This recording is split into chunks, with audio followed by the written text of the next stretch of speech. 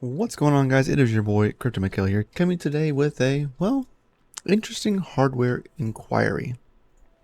So, as most of y'all know, I have been gone this last week working on repairing some miners at a farm in Texas.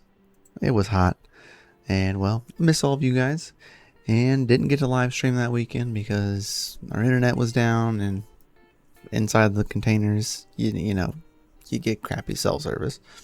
So didn't actually get to live stream, but it's okay. I had a bunch of work that I needed to get done anyway. But that leaves us to the point of the inquiry, right?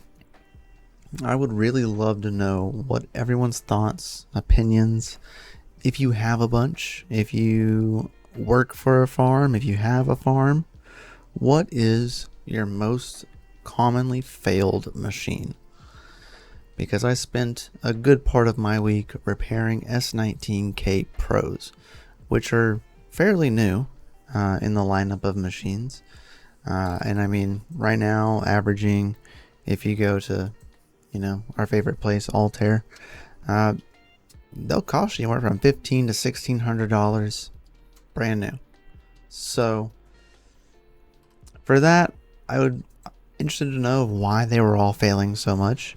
Of course, if y'all have seen in the past, I'm not a big fan of the fans they use because they switched from the style of fans of the traditional flat 4-pin to a barrel style 4-pin on just the front fans. The rear fans are still the original design. Their control board shows both. I think we can actually go to their home page right here. So this is off of their parts page. So this is the CivTech control boards that are the stock control boards for the S19K Pro. And you can see right there, here's your traditional flat 4, and then here's the barrel, right? And the barrel fans, they're not cheap. If you buy a brand new replacement, it's $23 a pop.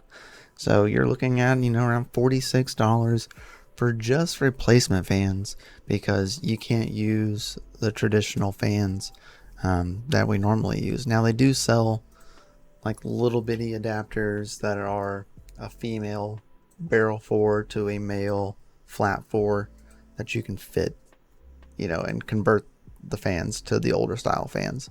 But that introduces another failure point into the situation, and not everything is always made to a great spec, so the likelihood of something like that causing a problem, failing, melting, the risk is there.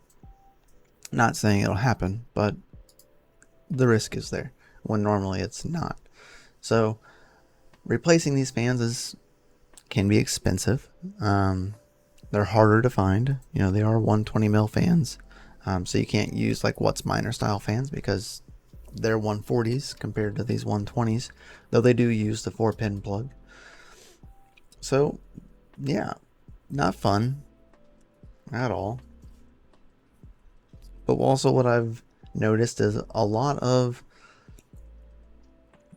quite a few of the miners actually had control boards that were failing, or not control boards, hash boards that were failing, and it was always normally the middle one. The middle board was normally the one that was failing. And the one thing that I dislike about the control boards, the stock control boards for the SK Pros, is if you have one hash board dead, you don't get to use any of your hash boards. So immediately you have to repair it. You have to buy these special fans. Not the best situation, in my personal opinion.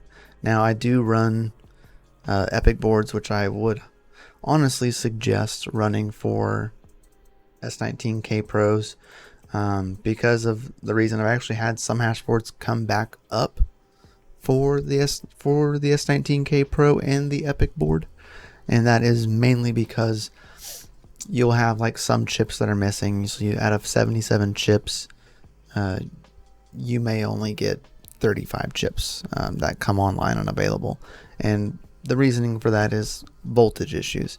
So the stock control board applies a base voltage across all chips. The EPIC board does not do that. It actually applies voltages to each chip, and if it sees that that chip is getting insufficient voltage, it'll change. And it'll just change the one chip, not all of them. So a board with only 35 chips running an EPIC board may actually come online with all 77 because of the variable voltage on each chipset, which I love. That's how they get the better efficiency, is because they're tuning each individual chip and not just the whole board. That is how they win in the efficiency game when using the EPIC control boards. So that is a huge win and a huge plus for me, as well as even if you happen to lose a control board or a hash board, you actually can still hash on the other ones. So that's a huge win. So that's like an even bigger bonus, right?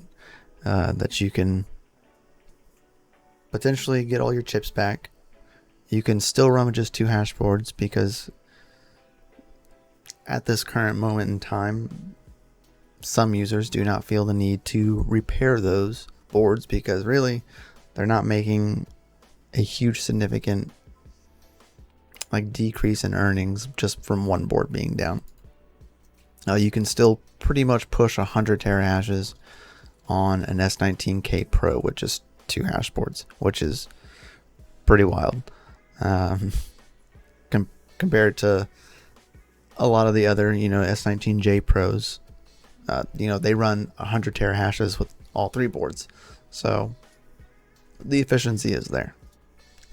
But I've seemed to see a lot of problems with them, and I would be curious to know if y'all have noticed this. If you run a farm or work at a farm, I would love to know y'all's feedback. What is the most commonly failed machine? And do you see a lot of these same failures that I am seeing with the S19K Pro? So be sure, guys, hit the like button, that subscribe button, that bell notification. I would greatly appreciate this. And, well, we will catch you all on the next one. I hope you all have a fantastic rest of your day. Happy hashing. Stay savage. Peace out.